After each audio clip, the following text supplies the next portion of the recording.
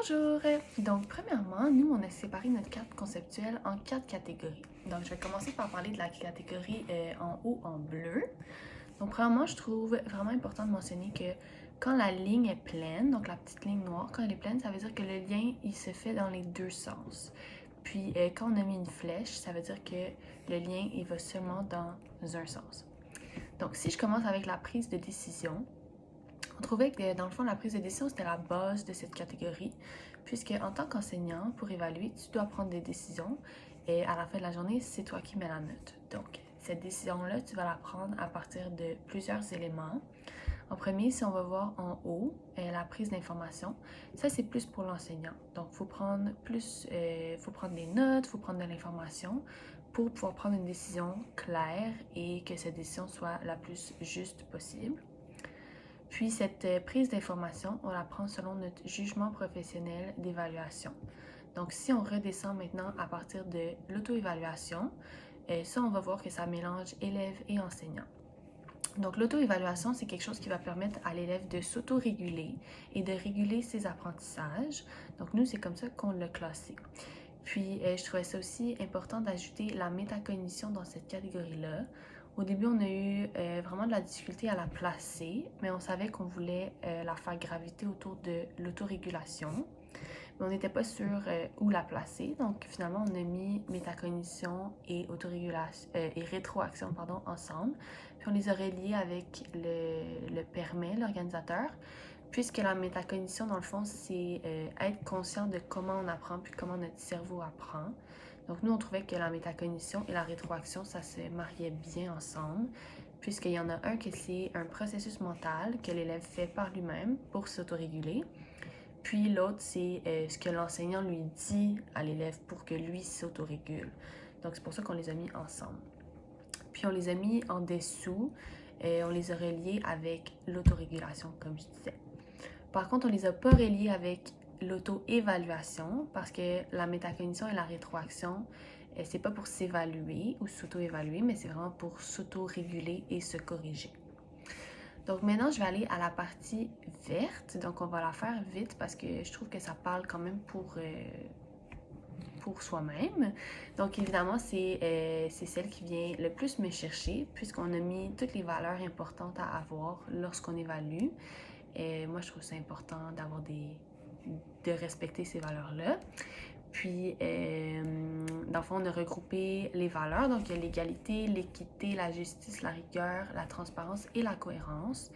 Puis, on trouvait que l'équité et la justice, bien, ça permet la différenciation en évaluation. Donc, c'est pour ça qu'on a mis un petit lien. Donc, maintenant, je vais parler de la section en rose. Dans le fond, je trouve que la planification de l'évaluation, c'est vraiment important puisqu'il y a plusieurs façons de la faire. Donc, soit on se base sur des critères d'évaluation, puis c'est pour ça qu'on a relié l'interprétation critériée, puisque c'est, dans le fond, quand on évalue selon des critères précis, donc on les a reliés ensemble. Puis de l'autre côté, soit on se base sur une démarche ou un processus d'évaluation différent. Donc ici, on a relié interprétation normative. Ça, c'est quand on évalue en comparant l'élève à des normes, comme qu'est-ce qu'il est censé faire selon son âge ou selon ce que le reste du groupe est capable de faire. Donc ça, c'est les normes avec lesquelles on veut le comparer. Et donc ça, c'est une autre façon, un autre processus d'évaluation. Donc ça, c'est pour la planification.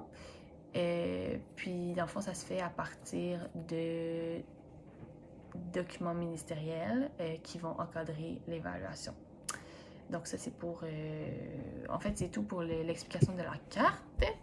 Et donc maintenant, les atouts et les contraintes. Donc pour les atouts de la carte, moi je trouve que c'est un outil qui est concis et rapide à utiliser. Et c'est vraiment synthétisé en mots-clés, donc ça peut être très facilement retrouvable. Et aussi le fait que nous, on a mis des organisateurs, ça rend la compréhension de la carte plus facile. Par contre, il y a quand même des limites, donc c'est sûr que c'est pas un outil super détaillé, c'est vraiment juste des mots-clés. Donc oui, c'est bien, mais des fois, il y a des mots ou des liens qui sont comme difficiles à comprendre si c'est pas toi qui as fait la carte. Donc c'est sûr que ce serait intéressant de pouvoir mettre plus d'explications. Puis comme stratégie d'apprentissage, je crois que c'est une stratégie d'apprentissage qui peut être vraiment pertinente, surtout pour l'organisation des idées, puis surtout pour son aspect visuel. Donc ça permet vraiment d'avoir les liens visuellement et les connexions. Donc je trouve que ça c'est vraiment un atout. Voilà. Puis comme stratégie d'évaluation, je trouve ça intéressant aussi. Je trouve que ça fait différent d'une évaluation papier. Puis ça permet aux élèves de voir si... en fait, ça nous permet à nous de voir si les élèves sont capables de faire des liens et d'organiser leurs idées. C'est sûr qu'au préscolaire, je trouve que c'est peut-être un peu jeune pour utiliser ou pour comprendre un outil comme celui-là. Il faudrait vraiment que ce soit très simplifié.